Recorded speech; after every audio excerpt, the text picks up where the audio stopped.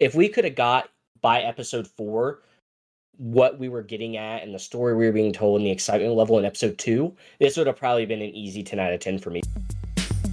Welcome to the Weekly Fix podcast, where we're just two friends talking about our passions within movies, TV shows, gaming, and comics. Thanks for checking out the podcast. We hope you like it. Hello, and welcome back to Weekly Fix. I'm Zane. Joined with me is Jacob. And last week we had an exciting episode where we got to review Captain America, but we didn't get to talk about anything that dropped. So this week we've got a jam-packed episode for you. We have Invincible Season 3, Reacher Season 3, Severance Season 2, Your Friendly Neighborhood Spiderman, and we got a trailer for Andor. We're going to talk about all of it here on Weekly Fix this week. If you want to jump to any of those, if any of those interest you in particular, you can look down in the show notes below. You can click on that link and you can go to exactly what you want to hear us talk about. But before we jump into that, I want to check on Jacob. Jacob, how are you doing?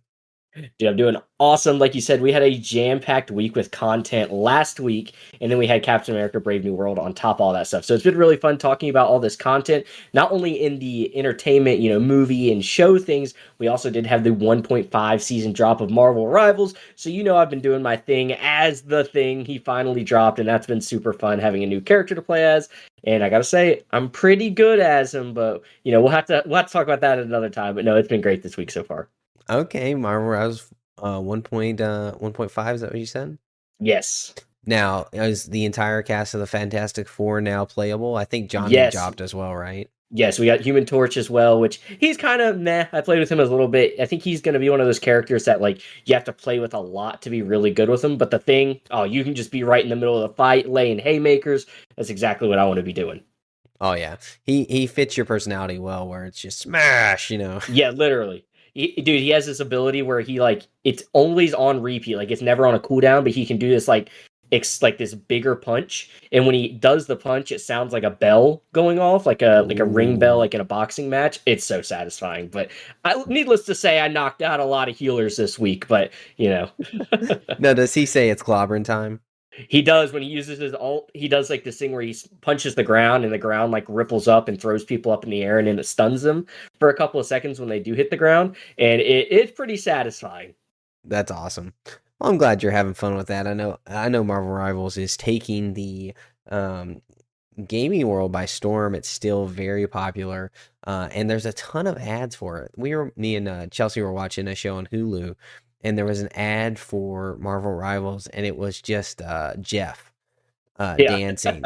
And Chelsea looked at me and goes, "What in the world is this?" And I was like, "It's Jeff from Marvel Rivals." And she was like, "Well, that just makes me never want to be involved in that at all. That was awful." It's impressive, honestly, how well this game has kind of taken over. Usually games like this, they have their couple of weeks where everyone's like, oh, it's like the best game ever, and then people quit playing it. But this one has really captivated people. I know for me personally, I was never a big hero shooter. I never really was a big fan of Overwatch. I'd play it every once in a while if all my friends were playing it. But even then, if they were playing it, usually I was like, oh, I won't play any games tonight. Not in the mood to play Overwatch. But this one has me playing by myself. I love this game. It's been super fun. And I'm sure it helps knowing the characters and being excited for the little side stories that they're telling, because they have little comic books in the game that you can collect through events and stuff like that. So it's really cool kind of seeing a different story. And they are actually doing a comic run on it too. So if you're not someone playing the games, you'll still be able to get that story, which I think is really neat. Yeah, that is pretty cool. But that's exciting. Something else that's exciting, and you sent it to me today, and I wasn't expecting this to drop, which I'm not sure why I wasn't expecting this to drop, because it's right around the corner. But Andor Season 2 trailer. Jacob, I'm guessing since you sent it to me, you were able to watch it. What did you think? Yeah, dude, I think it's super exciting. We're finally getting probably the best of what Star Wars has to offer right now back on our home televisions. I think this trailer was great, but one of the things that kind of took me a little off guard, and it felt like a little bit not Star Warsy, which I guess does fit this show in particular, because this is a show we've talked about so many times where you don't necessarily have to be a Star Wars fan to appreciate this show, because the acting's great, the story that's being told is really awesome, but the music that they had in the trailer was a lot different than what we've usually gotten from Star Wars before, which I thought was kind of cool to see them having a little bit of a different approach and not usually, sticking to their normal soundtrack. What did you think about that? I thought it was awful. Oh, really? Music music wise, um, and awful is a strong word. I didn't think it was awful, but I did not in particularly like it. Andor's so serious, and Andor Hmm. is so cinematic, and that is just not quite the cinematic serious song that I expected to go to. I would have rather had more orchestral building, very I don't know, just more cinematic is kind of the words that I'm kind of thinking that I would have rather had for this trailer. But I mean, it really doesn't matter because I don't think we're going to get a ton of that. Um, but it's a lot of fun. See, I think that was very telling of what we're going to be getting this season. I think this season's going to have a lot more action, and I think they definitely emphasized that in the trailer. I mean, we are seeing Oh, a ton of explosions. action. Yeah, we're seeing gunfights. We're seeing a lot of cool things. So I think that's probably why they went with that type of tone. I think if they wanted to like slow it down and do that cinematic shots, I think that is coming in a separate trailer. I don't think they're going to stray away from that. And you could definitely tell they were very excited about all the accolades that they have acquired. The whole Yeah, trailer is just absolutely. filled with best Star Wars in years, best motion, all this stuff. So I think they're definitely not going to stray away from it. But it does have me excited that some of the best parts of Andor were those dialogue moments, those serious moments. But sometimes when you got to those like nitty gritty action scenes, that's where I felt like the show really shined because it gave those other scenes, more impact. You really felt the power of the speeches after they just got done doing this heist or trying to figure out how they're gonna take over the empire and things like that. So I'm excited kind of to see some more action. I like the action that we did see in the trailer. I thought it looked really well done. And it looks like it's just going to be a really big, fun heist story, which I'm really excited to see. Yeah, it looks massive. And the best thing about the action in season one is that had so much weight for a Hmm. normal person. In Star Wars, a blaster is not threatening in mainline Star Wars because generally they don't either hit or they'll just block it or Yep. there's something else going on. But for Calrissian, it is very not Lando. I'm sorry, uh, Cassian. But for Cassian, it's very threatening. Everything is very real. It's very impactful. The Tie Fighters are forces of nature to be Hmm. reckoned with, and it looks like they're really carrying that on. We got some cool pictures of some X wings in this. Yeah. We got some really looks like practical effects, practical sets, explosions. It looks like they went all out to continue the accolades they got from the first one. Now, I did want to ask you, do you think we saw Lethal in this trailer? There were some scenes I actually never even thought about that, but thinking back to the trailer, there are some scenes that definitely feel reminiscent of it, and that would kind of make sense because you watch through Star Wars Rebels, it's such a hub for the Empire, right? That would be the perfect spot to try to strike and do all these things. So I think that would be really cool and neat to experience something like that. But one thing I wanted to touch on that you mentioned, which I think is a very important part, is you did talk about how big and impactful the blasters are and the all these ships and things like that. I think that's a really cool thing about this show as well, because you just mentioned, blasters aren't scary to Jedi. They are just going to block them. People are going to miss and stuff like that. But I think that's where this show really does shine. And it's going to increase Star Wars overall as a whole. Like when a TIE fighter shows up from now on, hopefully this gives us like, oh man, that's a TIE fighter, right? Like there's actually a threat to be dealt with here. So I really like that take out of you as well. But no, I didn't think too much into like the scenes that we got and really kind of trying to figure out where we are at. I think the one thing that most intrigued me is when they came out and said that they're going to be doing, I think, like 3 episode drops every single week, and each episode's going to span, or each week is going to span like 4 years. So I think that's going to be really interesting to kind of see how this story develops leading up to Rogue One, which I think by the end of this season 2, we're going to be like directly into Rogue One. Okay, so you think this is the end of Andor and the I do. start? Okay. Yeah. Um, I can definitely see that. It seems like there's only so much story here to tell. And you don't want to mess it up. You don't want to drag it out. You don't want to over dip into what is critically acclaimed, what is a masterpiece. So I like the call to kind of go ahead and get us there.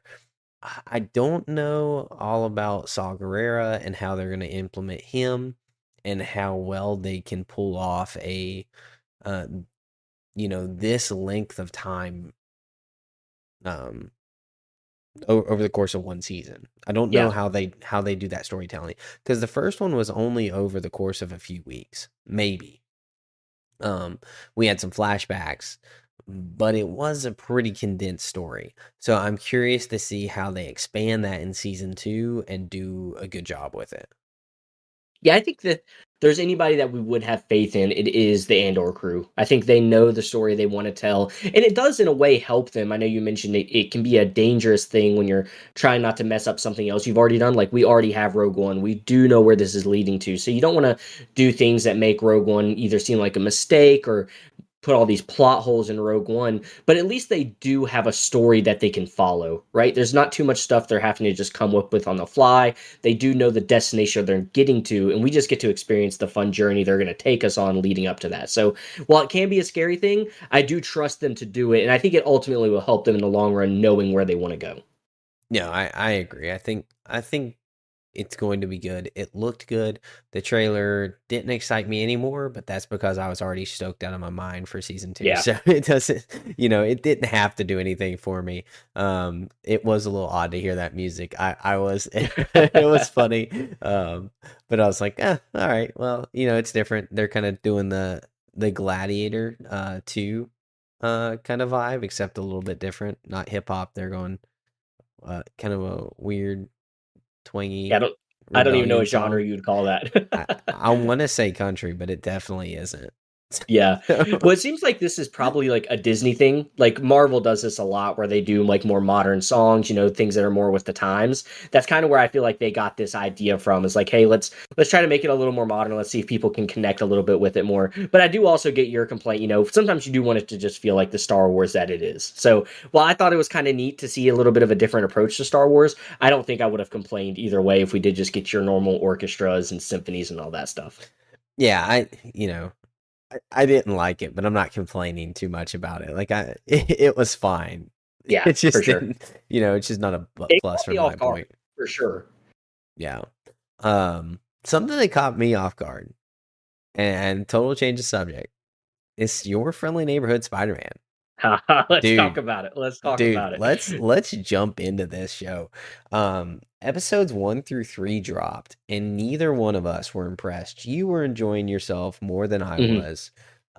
And then we got at the rest of the show, which I think I know you mentioned last week. I think you said you were hoping that you wish they would have spread this out more.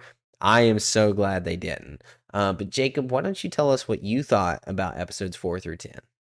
Well, I think really you just touched on it. It really caught us by surprise, the story that we ended up getting. And more so, the reason I said I wish we were getting, like, I wish it wasn't over is because of what we ended up getting, right? If it would have kind of kept that same pace, I'd be like, all right, I'm glad this is over. I'm glad we don't have to keep up with it. Ultimately, though, the story that we were given, the amazing, I'm going to go ahead and say it. I ended up loving the animation by the end of it. All of these things played a part in me being like, I can't believe this is gone, because ultimately there's been so many great Spider-Man animated shows, right? Growing up, there's a whole bunch of them. People talk about Spectacular Spider-Man, all these things all the time.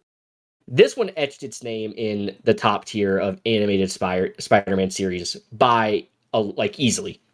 By the end of it all, the story unfolded incredibly. I loved the ending. I loved what we're heading into with a season 2. And I think this has actually already been renewed for a season 3 as well. So we have a whole bunch of story that's going to get told here. I love the inclusion of how they implemented, Spider-Man characters that we all know and love. And obviously we'll get into a little bit more of the spoiler things, but I think mentioning some of the names isn't too bad.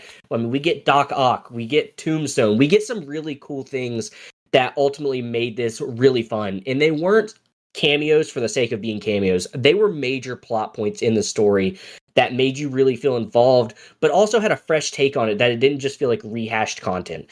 And so you implement all those things, and then you finally get people a little bit invested in the animation style, and they start to come around to it.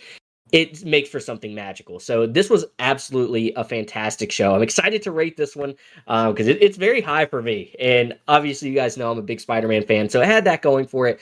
I've been talking so much about the absolute universe or the ultimate universe in comic books, and this had a lot of that same stuff. It took characters that we know and love and gave them their own little spins and changed a few things here that didn't make it feel like changing for the sake of changing, but ultimately made it feel like it was worth the change. Like it was a nice breath of fresh air, but they still kept some of those same storylines. So overall, I loved it. I thought it was a fantastic show, and I am super excited for season 2. Wow, what a raving review from Jacob for this show, and I have to echo a good amount of that sentiment. I did not love this animation throughout it, but I don't think it ever really took it away from me. I Mm. don't think I was um I was never negatively impacted by it, I don't think, but I was never impressed by it. So I'm okay with what we got animated style. I don't like the 2D animation over top of a 3D skin. I never really got up to loving it, but it was still fine. Like at the end of it, I watched it, I enjoyed it, and I was enjoying what was on screen, so it couldn't have affected it too much. I There was so many good character arcs throughout this that I really liked, I really enjoyed. I think they did a good job balancing the characters between Spider-Man, the pacing between him and his schooling and his internship, and then actually Spider-Man. I think they did a good job with that, especially with the time they were given, because they did this fairly quickly. Now, I will say I do have, as always, you got to bring some complaints. Um, I don't love Nico's character and her reaction to finding out that Peter is Spider-Man, especially when we know that Nico Minoru has her own skeletons in her closet that she's not telling Peter. I don't think that they've been friends long enough to deserve that level of trust. And then also when it's not given, I don't understand the reaction that we got. And that was a big plot point for this show. So I didn't love that. I really liked Harry's character. I think they did Harry Osborn incredibly well. I loved how they formed that friendship. I thought um uh it was very fluid. It made sense. They became best friends. Him starting his own corporation at the end of it was very cool. And I guess we're jumping right into spoilers here. Yeah, I think um we have to, man. There's too much cool stuff to talk about here. well, I just realized like I probably said a lot, but hey, I think Harry did a really good job here. Norman Osborn's arc I felt was pretty good.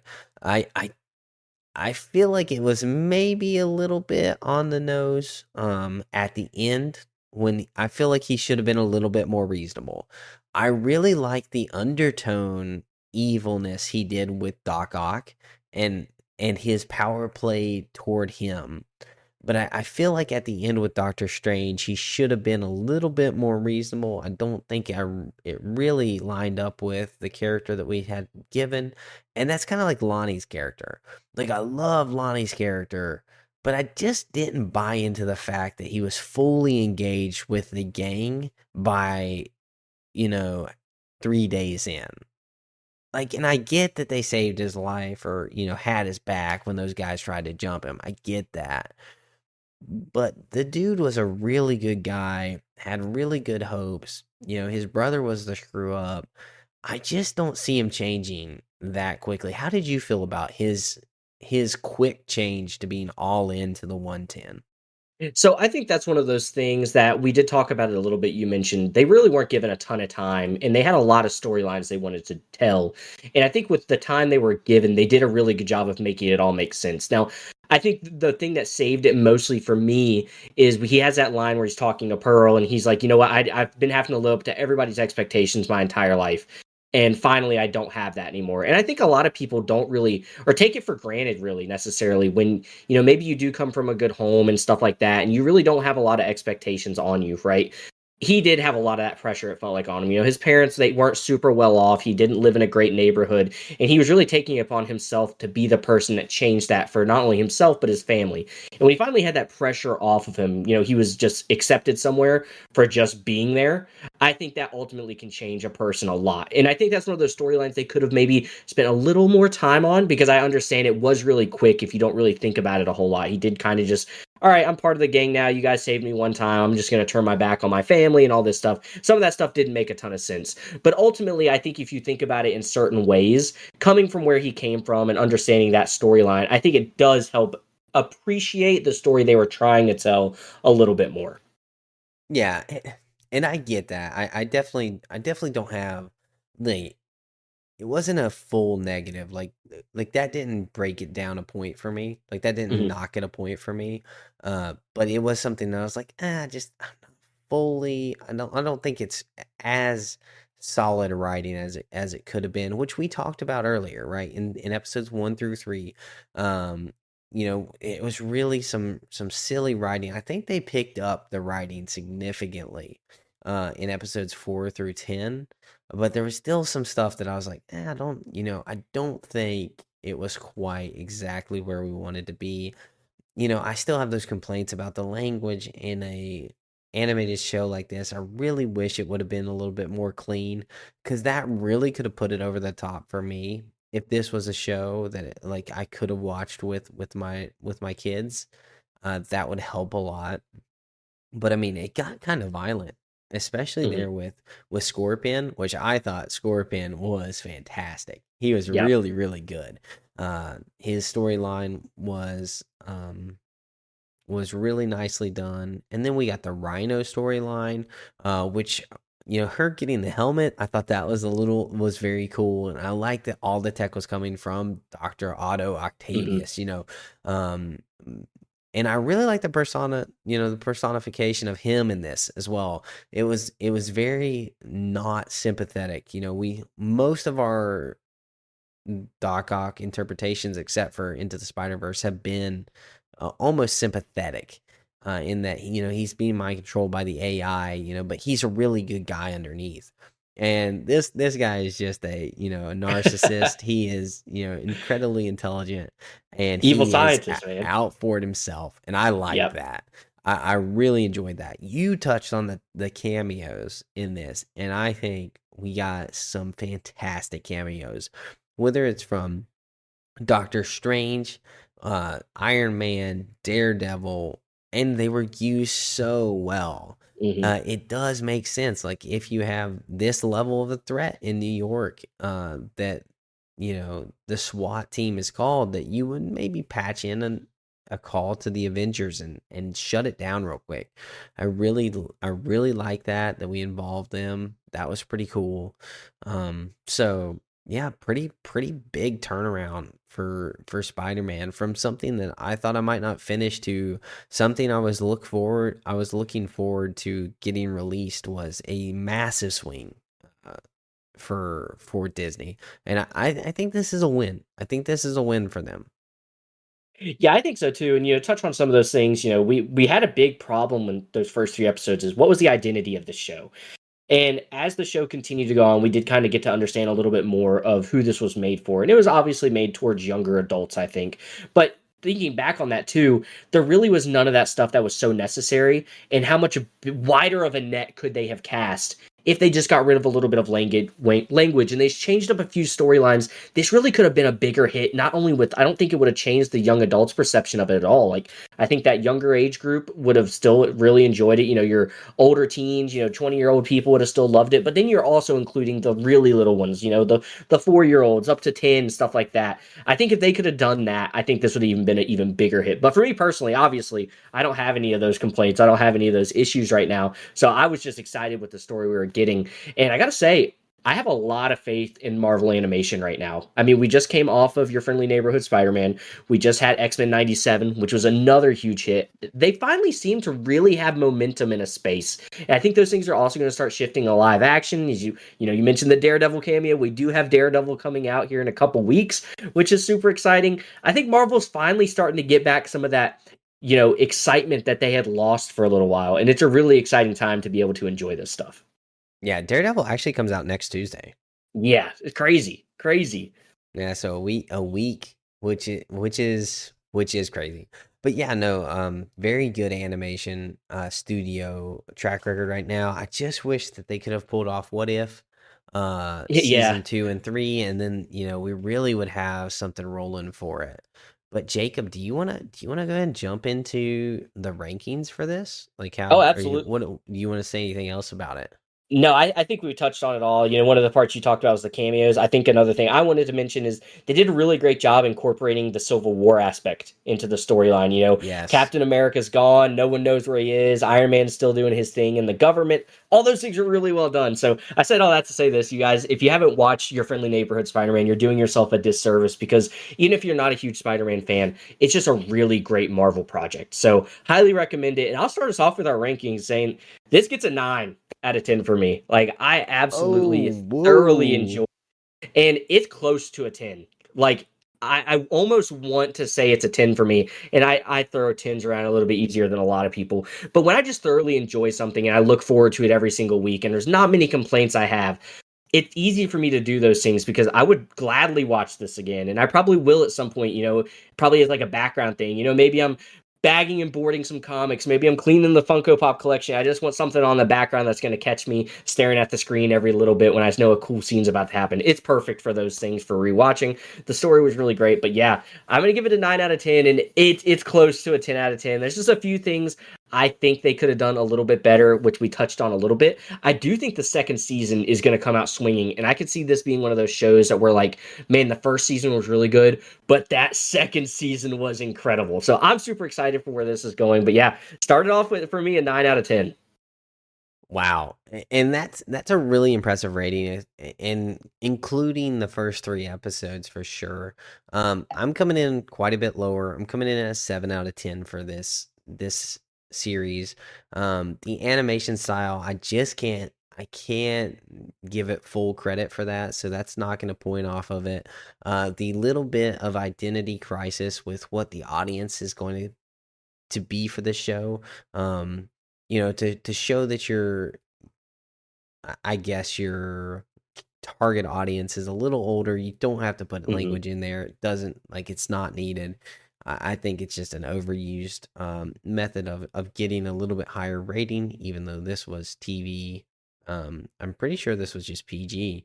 It might have Um, been, yeah. so that's another issue for me. I think there was some story arc issues with characters that we touched on, but overall, and then pacing issues. A lot of it, especially to start, it just is a little too slow for me. I really enjoyed a lot of it, and especially the little bit of time travel conundrum where you know Spider-Man created himself. I always think that's super fascinating. Yeah. Um, Time loops are so wild and so complex to think about. If he didn't get bit by the spider, then the portal wouldn't have been there, and so he never would even had the opportunity to. So it's very, very interesting, kind of into the show. I'm not quite sure why they did that, but it was pretty interesting. So definitely not a knock there. So 7 out of 10 for me. That brings our weekly fix rating to an 8 out of 10 for this show. Jacob coming in at a 9. And I think that's pretty fair for what this is. Yeah, and like I said, that's where I brought up the next season potentially being that one that gets at 10 out of 10 for me. It did start a little too slow. If we could have got by episode 4 what we were getting at and the story we were being told and the excitement level in episode 2, this would have probably been an easy 10 out of 10 for me. But it did take a little bit of a while to get going. That's not necessarily always a bad thing because by that time that it came around, I was fully invested and really excited for it. So, yeah, I think an 8 out of 10 is a great score. I will say I did enjoy this a lot more than X-Men 97, which I probably would assume you enjoyed X-Men 97 a little bit more than this. Oh, way more. Way more. Yeah. A lot of that is just the animation style. Mhm. X-Men 97, I felt like I needed to have on the television, and whereas this one, I was had on my phone, while I was doing push-ups, or I was doing a little workout or something. I'd throw it on the phone and listen to it as I watched it, and I felt like I was getting all that I could out of it. And that's a big part of me. So if a Mhm. show, if I ever feel like a show just needs to be watched on the phone, I don't really love that. Kind of Bad Batch. Bad Batch is not a watch on the phone. Yeah, I feel like you should probably have that on the television, especially the agreed. first season. It's just too well done to not enjoy at least a slightly better picture quality and sound. I just felt like this didn't deserve that. But you know, Speaking of Bad Batch, I still think about how awesome that first episode of season one was. I don't know if you've ever thought about it, but it's like I think it's like an hour-long episode. It's so good. Like, man, I miss Bad Batch. I miss Star Wars animation. We still don't know what the next Star Wars animation project is. They haven't announced anything, but we won't get into that right now. We're still talking on Marvel, but yeah, I thought this was fantastic, and I'm glad that you did end up enjoying it more than we initially thought you were going to, and I ended up liking it even more than I was enjoying it. So I think, like you said, that's just a win in and of itself. yeah, for sure. But something that also got a win, and that's Severance season two. Severance season two just crossed Apple TV's most watched television show, passing Ted Lasso, potentially its greatest show, this last week. Jacob, have you been able to watch any of Severance? Or are you still on the back burner for that? I'm still on the back burner. I somehow got, don't even ask how this happened, but I got really caught up in the Lincoln Lawyer um excitement over on Netflix. I'm caught up. I finished every season of Lincoln Lawyer somehow. I don't know how we ended up where we did, but I got really invested into that story. So I haven't had a chance to check out Severance, but I think like you just mentioned, that's a huge accomplishment for them because me personally, I know a lot of people are talking about Severance, but I feel like it hasn't had like the cultural impact that I felt Ted Lasso had. So the fact that they're getting that kind of viewership out of it, and I still feel like it hasn't necessarily reached its peak, I think that's really impressive. Yeah, it definitely is impressive, and Ted Lasso is a far better show. We just talked about language. Now, Ted Lasso, I'm just gonna say, has a plethora of language. It was filmed in England. They do not care about cursing. It is just second nature to them. Yep. So just a warning if you're like, man, Zane said Ted Lasso is the greatest thing on television. No, like it's It if you has can its get flaws. yeah, if you can watch it with like angel eyes or something, that would be beneficial. Um, but yeah, no, Severance has been pretty top notch. It's also had some issues, some really weird positions. I hope they're not doing a black box television show, which for those of you who don't know, black box television is when they write a mystery into the show that even the writers don't know what the solution is to it. So a great example of that is Twin Peaks, Lost. All of that is they put mystery in the show and they're like, well, we'll figure it out later. I'm getting a little bit of those vibes here from Severance, and I'm hoping that that's not the case. I hope that they know where some of these storylines are going and what they aren't. But you know, it's interesting. There was something very very interesting brought up in this season, episode 6 of season 2 that I wasn't expecting. And it was actually the concept of the show is that you have a person who pretty much works all the time and a person who doesn't have to work. And they're sharing a body, and they split their mind, and they bring up the issue of if the any, which is what they call the person who works all the time, has a soul. Um, and it was pretty interesting because one of them said that they split their severance, like they chose to be severed just on the off chance that their any would get to go to heaven, which I thought was crazy, like to even bring up in a concept for a show. And I was pretty fascinated by that. Yeah, I think that's a really interesting concept. And I think the cool thing that you're talking about, if they do have a solution for all these mysteries, that means that the storytelling is really, really good because they have you thinking that there's no solution for this, right? Like, how are they going to figure out all this stuff? How are they going to make it flow together? So that ultimately means, like, if they do have a story that they, like, know they want to tell and they have all these solutions, I think that's really cool and going to be really fun to kind of get to see all unfold. Oh, but if they don't have a solution, I am going to be so Red mad. flag. I am going Red to be flag. so mad. You're going to hear me Uh, rant. You're going to hear me rant for a minute, which I don't expect them to solve it this season, but they are getting, it is getting deep. So we'll yeah. see how that goes. But something that you have been able to watch, and I'm impressed, Jacob. I'm impressed that you've been able to finish. But I know, Reacher man. season I'm keeping three. up with everything. What's happening? Dude, what is up with you? I'm so impressed right now. But Reacher season three, Jacob, we had a 3 episode drop. I did not expect a 3 episode drop, but boy, am I happy that we got it. It was a good weekend watch. Jacob, what did you think of Reacher season three?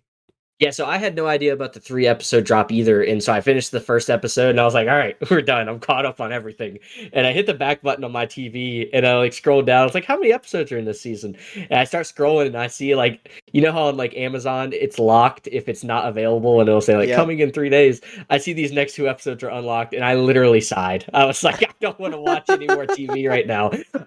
But no, I ended up really enjoying it. I've talked about how much I didn't enjoy this second season as much as I enjoyed the first season, and this season has already been better to me than the first one did. Now, I will say there were some elements that I was like, this is a little bit dragging. Like, I don't necessarily know if I liked it. Like, I don't necessarily know that I liked how the first episode started. And we'll go ahead and get into some spoiler stuff. So if you guys don't want to hear spoilers, season 3 is worth the watch for sure. And I'm sure Zane, you would probably agree with that. So far, It's yes. so I far, think you yeah. definitely should tune in. Yeah, so season 3 though starts off in a really interesting way with him already being on a mission and us not knowing anything about it. So I'm watching this first episode and I'm like, this don't make sense. Like Reacher wouldn't be doing this stuff. Like he doesn't make mistakes like accidentally shooting a cop. Like is he off his game? All these things. Slowly starting to piece together throughout the episode that maybe he's already on a mission. I think about halfway through, I told my wife, I was like, I think he's already doing something. Like this doesn't make too much sense for him to just be okay with going along with it and all these things. But ultimately, once we finally figured out that he was on a mission already, he's already been briefed. Like he's doing what he's supposed to be doing. I was like, all right, that's kind of a cool concept. But I almost wish we would have gotten that before this so we could kind of watch it all unfold. But Yeah, nonetheless, I thought it was a great start to the season. I think I like that. I enjoyed that. I was like, what have they done to this Yeah, character? what That is he's going running on? from the cops. Like, who is this? They have ruined this character. And Chelsea's like, why would he not wait for the cops? Like, what is he Uh-huh. thinking? And it was kind of a dead giveaway that there was something else going on, but we didn't quite understand it yet. So I enjoyed that. I like that, and I like that they didn't keep us hanging for long. If this would have been a 2 week drop, like episode one only released, and then we got episode 2 week later, and we had to wait for that reveal, I don't think it would have worked. But Mm-mm. because we were able to watch them sequentially back to back, I think that really worked well, and I think that was a good play. I really enjoyed it. So I kind of understand your complaint, like where you kind of wish it would have unfolded, but I do always like if the story works and it's kind of fun to get a little bit more after the fact. I also enjoy that. So, pretty cool start to this season. He's back and looks massive again. And we have someone who makes him look small, which is Yeah. insane. I cannot imagine how large the man is that is playing opposite of him. That's just wild to me. Yeah, dude. He when I saw them standing next to each other and he literally made Reacher look little, I was like, that dude is a beast. Like that's who we should have playing Hulk or something. But they wouldn't even need CGI if they just had him do it. But no, he was awesome. Yeah, it's cool to see. It's fun having these type of shows. We've talked about it a lot. It's just kind of like a different show than I think we normally get. It's just a fun action show, kind of figuring out little mysteries here and there, but ultimately they are handing them to you on a silver platter. Like you kind of know where the story's going. But this one, it's kind of got some interesting levels to it. They've incorporated a few little different mysteries, having him not really know who the boss is, but kind of knowing who the boss is. And they're really leaving us in the dark on how bad this guy really could be. I really like those aspects of it. So it's off to a good start, and I'm excited to continue to watch the rest of the season. Yeah, so do you think we're gonna get any flashbacks from when Reacher went toe to toe with this guy for the first time?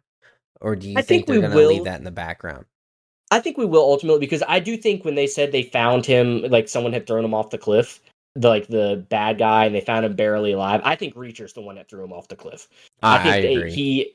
I think he thought he killed him, and when he found out that he is still alive, he's like, all right, well, I need to go finish this. So I definitely think we will see that at some point. I don't know how soon they will because they really left it very vague of like wanting us to think this guy really is a terrible person, like the things he does to people are really really bad. And they've done a good job of showing that like visual, like not even visually, like letting me think like, oh, he must be pretty bad if like Reacher won't even talk about it because usually he's like, oh, he'll cut your face off and stuff like that. Like he won't even really mention what he's done to people. So I think they've done a really great job of that. But I do ultimately think we'll see a little bit of more backstory for him. Yeah, and I also think it also shows that it was personal to Reacher. Like Hmm. it wasn't just how bad it was that it was a personal attack against Reacher. So I think that may be a reason he's not quite talking about it as much. But man, I'm very happy with this season. Do you think that we're gonna get Frances in this at all, or do you think that she's gonna stay on the phone essentially? I think I think eventually I feel like we'll get her at some point. I don't know exactly when. And maybe it'll be like very background stuff like on the phone, but maybe she kind of shows up, but she never really gets to that front line. I think they really like her as that supporting character and kind of helping keep Reacher a little bit more grounded. But I think that could go either way. Okay, what do you think of the Susan Duffy character? So I thought she was fantastic. My wife hated her voice and her accent and stuff, but I thought it was really good. I thought she did a really great job. I think she brings a great level to the show that does complement Reacher in a really cool way. Obviously you need someone that meshes well with him, and they kind of have that same like mean grit about them, but they're doing something for the greater good. So I liked her character. Yeah, she's willing to be compromised and break the rules as long as, as long as justice is served. Yes. She doesn't really care how it gets there, and that works well with Reacher's character. It does not work well for our villains though. No. I there is some points in this, man, where I was like, "Oh my goodness, what did he just do to that guy?" That was kind of crazy. I think in episode 2 where AD gets, uh, his leg snapped and put under the yeah, desk, shoved I was under the like, desk. "Oh man, that's kind of wild." Um, Especially the sound effects. Really great job with that on that scene. I oh I, yeah, I yeah. heard the snap, I believed it. So Yeah, I believe that leg broke. yep. Which is, a little bit much, Angel Doll, he was a bad guy. We didn't like him, but, I didn't really want to see that. What'd you what'd you think about him knocking out the officer at the impound lot? Do you feel like there may have been a little bit more heat on that, or do you think that that was fine? No, I think that was the Reacher thing to do, right? This guy's gonna blow his cover, something's gonna go wrong. I'm just gonna put him to sleep. So I thought that really made a lot of sense. Um, I think everything so far they've done, I've not been like, oh, that's out of character after I figured out in the first episode that he was already on a mission. So I think they've done a great job with that so far. Yeah, I think it's been a great start to the season. Yeah, and I really kind of enjoyed the fact that Beck is almost not the bad guy at all. Like he has almost essentially no power, and none Yeah, of being used. the big guns respect him at all.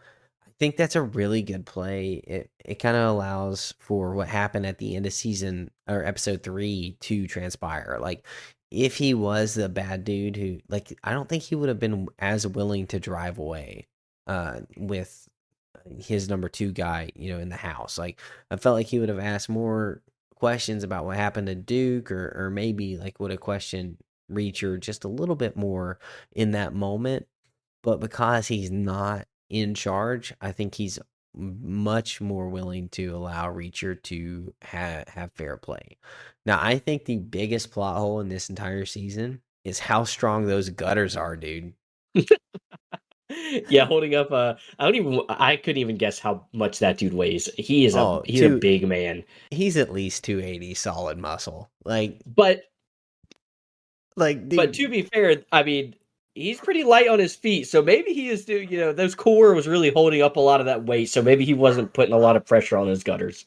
that's not how that's not how physics work. Come on, He was you gotta free fantasize hanging. with me. You have to He was free fantasize with me a hanging. little bit for these scenes. Listen, I'm You not got to gonna get you believing fantasize somehow. about Reacher's core with you, all right? They do want him to be like a superhero. I mean, Yeah, after him holding a gurney with a person strapped to it while hanging out the back of an airplane and getting kicked in the ribs, I mean, I believe anything at this point with this show. So Yeah, I love that they made those gutters a superhero, dude. It's yeah, they're strong. They are strong. I also did think like him swimming. I was like, dude, Oh dude, no. he is struggling. He is struggling. That's a lot of mass to swim. Like the heavier you are, the more muscle you have. It's like not great for swimming. Well, not only that, he's jumping in this like roaring ocean, like, and he's just pedaling through it, man, like not getting tossed around by the waves or anything. So I thought that was a little bit of a part where I was like, ah, you know what? It's Reacher. I believe it. That's right. Yeah, he can swim half a mile in a Yep. raging ocean and Yep. trot down the road barefoot. No problem. And to do it on the way back too, not just a one way thing. He did it both ways. So Yeah. And he doesn't need any sleep, which is pretty cool. he does. I did feel like I literally felt tired for him when he Oh wanted to yeah. lay back down. I was like, dude, I would be so wore out. Yeah, I'm so done. I feel you. I feel you, Reacher. But dude, good start to the season. We are in a banger of an opening to 2025. I will tell you that. With some really fun content coming out. Yeah, it's been crazy. And like you said, we have Daredevil next week, Tuesday, another crazy thing that we're going to be implementing. And let's go ahead and let's get into it. Invincible is still Invincible going season 3, on, baby. and it's still incredible. Zane, what do you think about these last two episodes?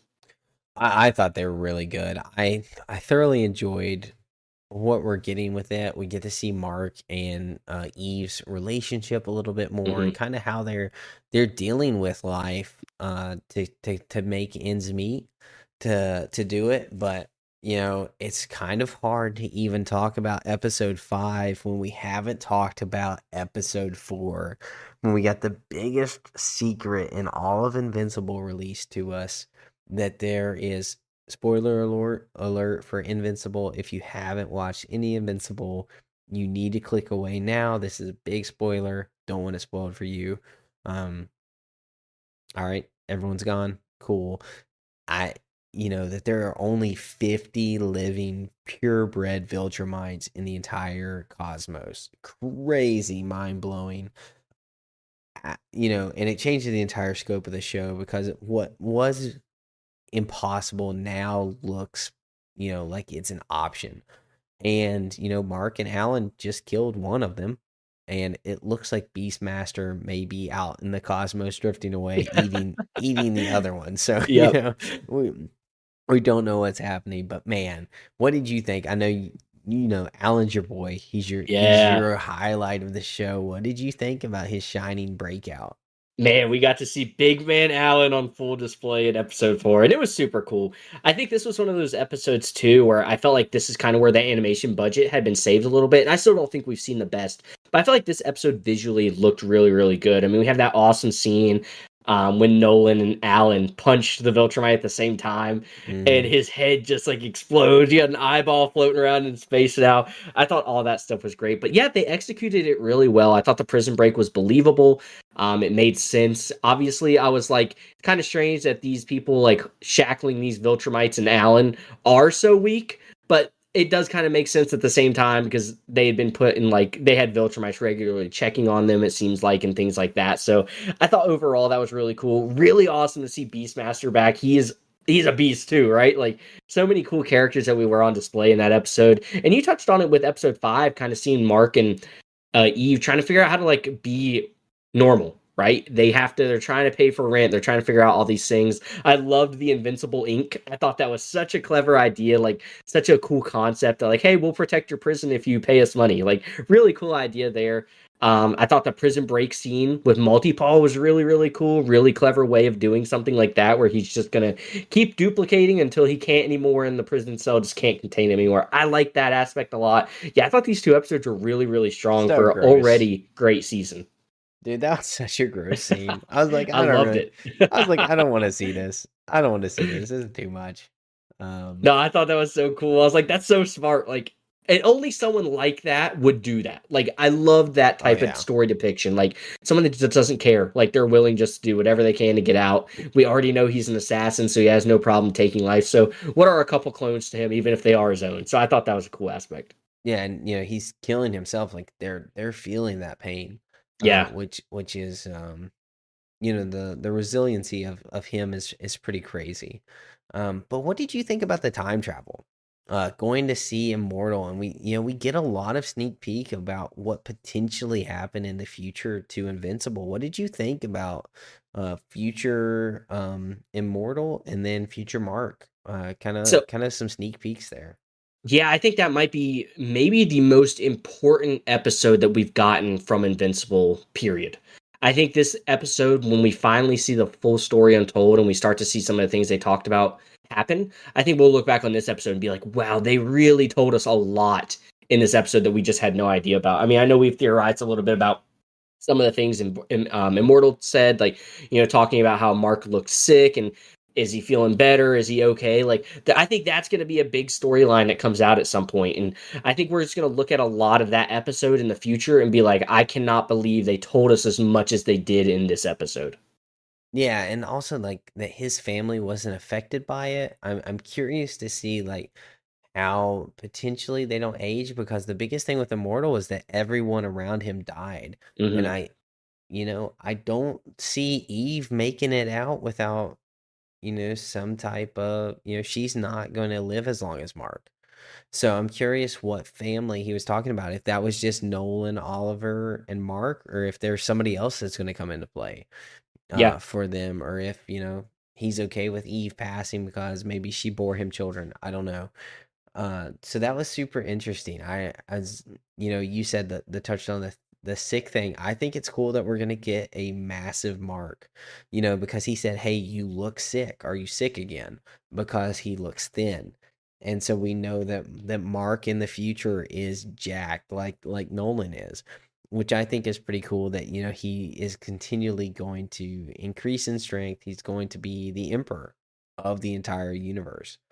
Which what's that look like? What's that look like?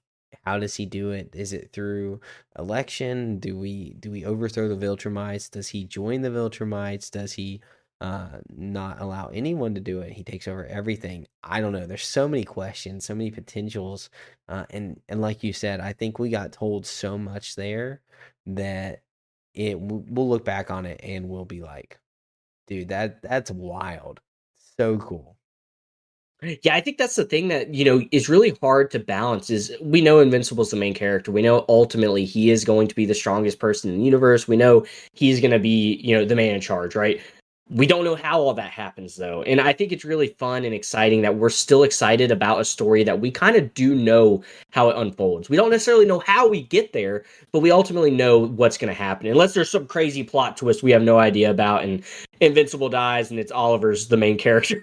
Something crazy like that. But no, I think that they've done a really great job so far, keeping us as invested as we are and really having no idea, how we're going to get to where we are. But we kind of do know what the end is going to look like. Yeah. Time travel is such a fascinating thing. We touched on it with your friendly neighborhood Spider-Man. It's fascinating. I Hmm. love it, and I love to think about it. Even like him grabbing his own clothes, such a cool thing. Yeah. To like kind of conceptualize, like, hey, what about my clothes? Oh, actually, you were the person that grabbed them from yourself. That your clothes just time traveled to the future. It's so cool. Such a fun thing to think about. I love time travel. I love thinking about it. It's my most it is my favorite sci-fi mechanic for writing. I just it's so much fun. Yeah. But And it's yeah, so hard to do well. Like it yeah, is they're the thing that I feel so like is the hard. easiest thing to mess up. And I think they've done a really great job with it so far. Yeah, there's a movie called Predestination with Ethan Hawke that I think may do it better than anyone else has. Even And Back to the it's Future, come on now. well, Back to the Future I think messed some stuff up. Um But I think it does it so well. It's Yeah. very, very fun. It's a weird watch. It's been a long time since I watched it, so it's not fresh on my mind, but it is I do remember thinking, "Wow, this is crazy." And it is a very good conceptual depiction of time. That and Arrival. Arrival by Dennis Villeneuve is Hmm. that the way they deal with time travel there is also well. What did you think about the Return of Titan and uh we get to see uh, Machine Head Machine Head. back. Yeah. I think Titan's a really cool character. He's one of those characters I enjoy having on the show, but he's not one that I'm like craving every single episode. But when he is there, I'm like, oh, cool. I'm happy to have him back. I like the dynamic. I like the story that we got told with him. I think we're definitely going to get more of him with him kind of being I guess, the gang leader of the city that they're in. Like, I think that's really neat. So yeah, I like having him back. It's cool kind of see those familiar faces, which I think Invincible, we touched on it with your Friendly Neighborhood Spider-Man. I think they do a really good job of bringing back those faces and not overusing them in the way they're like, oh, great, it's this guy again. So when they do bring them back, you're like, oh, it's kind of cool. Like we touched on it with Doc Seismic at the beginning of the season. Is he our favorite villain? No, but is it kind of cool to see him again? Yeah.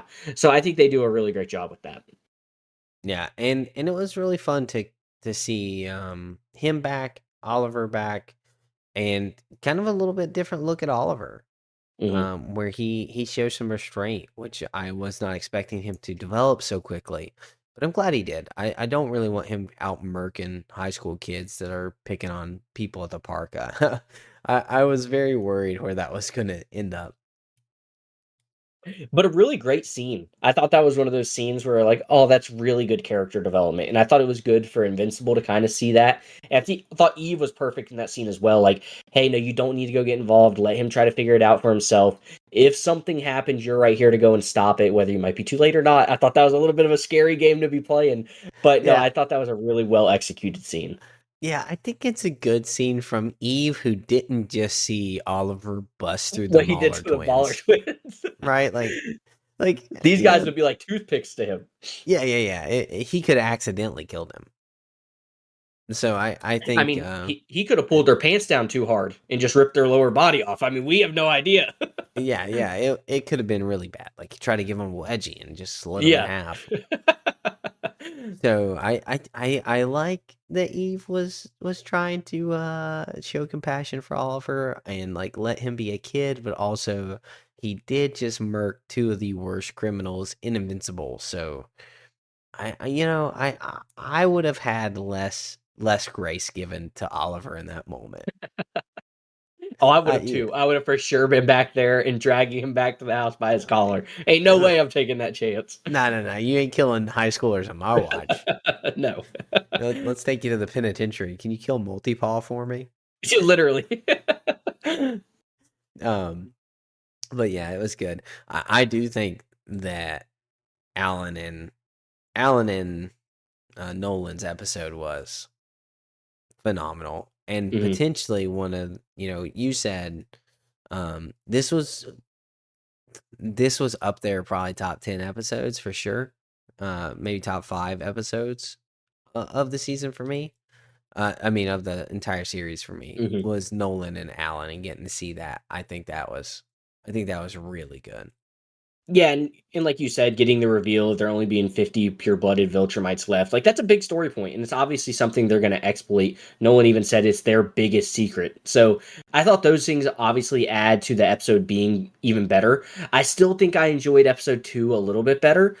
Just something about seeing Mark kind of get a little bit unleashed was really cool to me, and I'm hoping we get more of that this season, which I'm sure we will. I am getting a little sick of waiting for it. Like I want to see it happen. It's got to be around the corner again. But I I thought don't that think it episode was really is. cool. Oh, you I don't don't, think so? I don't think so. I don't think you're gonna see it. I think we're gonna have to wait for a little bit longer. I Do you think it happens we this we season? I don't think so. I think we only have Okay. 3 episodes left. I think with they said 8 seasons they want to run this show. I I think think 7 to 8. 7 to 8. I think we wouldn't last 8 seasons if we saw a fully realized Mark in season 3. So I I think don't. they're It gonna could be drag one it of out a little those. bit. It could be one of those things though, where like he does it and then he regrets it again, which you don't want to see them overuse that story point. But I don't know. I feel like we got to start getting there because there's some people coming. Obviously, we know like we can't just keep fighting the same people and over again. I mean, we've heard the threats that the Viltrumites have left. Mark, I think it was in season 2 that Anissa mentioned that someone much worse was going to come next time to check on how he's doing with Earth. I feel like we got to be kind of close to one of those checkups. but maybe not. Maybe that is something that they leave us with, maybe a cliffhanger at the end. Maybe the rest of the season does revolve a little bit more around Alan and Nolan, which might be really cool to see the adventure they go on. I'm interested to see if Nolan comes back to Earth, because he also left us with that season 2 line where he misses his wife. So I think that might be like top priority for him, is getting back to her because he misses her. So I'm kind of interested to see where they go from this last point where we left them in outer space. Yeah, I am actually incredibly excited about that too. But we do have, we know that the next episode is Aaron Paul's character Yeah. coming in. What do you think? What do you think? Do you know anything about this? What do you think about coming out? No, I think the only thing I know, I think, is his character's name is Powerplex. So I don't really Powerplex. know anything else other than that, and I think I only know that because I think it's actually a poster that the Yeah, official yeah. Invincible They Instagram they announced posted. it on Instagram. Yeah. Yeah. I'm excited to hear him because I think that's the shining point of Invincible. Some people don't appreciate the animation. I really like it. I think it fits the show really well, but the voice acting is top tier. So I'm really interested to see how he does. I'm excited to see the type of character he's playing because I think Aaron Paul is a very gifted actor and that he can portray a lot of different people. So I'm interested to see if that translates to voice acting because I don't know if he's ever done any voice acting before, but I do expect it to be really, really well done. And I don't know if he's a villain or a good guy. Maybe he comes in and he replaces some people on the what is it called, the GDA. So hopefully he's a good guy because I don't want to see him be a bad guy and we get Aaron Paul for like half a season and he gets killed or put in the slammer. But either way, I'm excited to hear what he has to offer for the show. I'm pretty sure he's a bad guy. He probably is, Yeah, but yeah. I I think can hope. Powerplex is a bad I can guy. hope. Yeah, he's just like in the art that I've seen, he looks menacing, not like a good guy. Mark looked So pretty menacing in episode 2. You never know, you know. he did. You're not wrong. Maybe But someone stole his maybe lunch or something. You know, I would be pretty angry if someone stole my lunch too, and I'm usually a pretty chill guy. So yeah, just have lightning start shooting from your eyes. You're like, yes, it's time. yeah, I've been finally waiting someone for took my this. lunch. I've been waiting for this moment. But I'm curious if this is gonna last because he's credited with 3 episodes. So I'm curious how many episodes, like if Hmm. he's fully to the end. Like this is a story arc that lasts longer than 1 episode. That would be pretty neat. What if he To was kind just of in one episode, or he lasts more than one episode? no, if he lasts on for the final 3 episodes, Oh, which I is hope what I so. think he's gonna do. Yeah, that's what I was just saying. Like, I hope we get him a little longer. Like, I hope he has some good dialogue. I hope we get to actually see what he's capable of in voice acting. So I'm excited to see the character. It's always fun to get like a new character, and we know like just at the point we're at in the show, I feel like he's got to be a pretty strong character. I don't think they're going to implement another guy that's really weak at this point. But I could be wrong. Maybe it is just a funny goof of a character. But with a name like Powerplex, I feel like you got to have some muscle behind you a little bit. Yeah, I feel like he's packing. I Yeah. feel like he's packing a punch. But Yes. last note, what do you think about Ray and Rex? Oh, I love it. I think it's one of the highlights of the story that we have going on right now. It's touched on a lot throughout the season is Rex trying to just be a better human, it seems like. And him and Ray went through some pretty crazy stuff in season 2. So I've really been enjoying that storyline. I thought it was super cool to see Rex cook. I wish I could do that thing that he did with the candle where he just like flicked his fingers and they lit up. That was pretty awesome. Yeah, very cool. But yeah, but no, I really like their dynamic. I'm interested to see how far they go with that. This is also, though, giving me vibes of, I've said it before, death. Like, so one of them is going to be dying. I feel like we're spending so much time with them, and we're really starting to love them and appreciate their characters. It's making me a little nervous. Hmm. I think you might be onto something. I don't know if Ray makes it out of 2. It was potential that we talked about it earlier that you can just like keep faking Rex's death, Hmm. but I feel like it would be more impactful if Ray actually died. And get to see how that impacts Rex at this point, who has become very, you know, dependent on her and like Yeah. being around her and stuff like that. Maybe we get a little evil Rex arc because he gets a little bit angry about losing her, which might be kind of neat. Yeah, I mean, it would be very neat, but I don't know. I don't know. I don't know how it goes. It's But exciting. you can see the disaster coming just like me, I think. Oh yeah, yeah. I definitely think The Rex writing's is. on the wall. I think Rex is about to explode in emotion. Yeah. So It's been leading up to it all season, so I'm interested uh, to see where that goes. But I am enjoying that I storyline. don't know if I'm ready for that. I don't know if I'm ready to sit through that, but Oh, if it means, explosions and fighting, I'm ready. oh, I'm you're always always ready. ready for some action, baby. Yes, give me those punches being thrown. I'm excited to see it happen. But but anyway, I am very excited for this on Thursday. We have next week we have um Daredevil coming out. We have this Mm. dropping. We have Reacher on Thursdays as well. Severance is dropping on Fridays. Andor season 2 is coming in April. So get ready for it. It's all gonna be fun. And we're excited for it. So thank you guys for sticking around for Weekly Fix this week. Episode 72. Been at it for a minute. So thanks for sticking around and listening with us. We hope you guys are enjoying it. And if you are, let us know. Drop a review, drop a comment, drop a sub. We enjoy all of the things. We like to see those analytics. We like to see what you guys are listening to, what you're liking. Connect with us on the Discord, if you will, or all of the things. Jacob, you got anything for the people before we sign off? No, a big thank you to you guys over on YouTube. Captain America Brave New World review had a great showing. I think it might have been our best YouTube release that we've ever had. So awesome for that. Thank you guys so much for that. But yeah, like Zane said, just do all the things you mentioned. I won't repeat them, but we do appreciate it. All right. With that, it is the Weekly Fix out. We'll catch you next week. Thanks for listening, guys.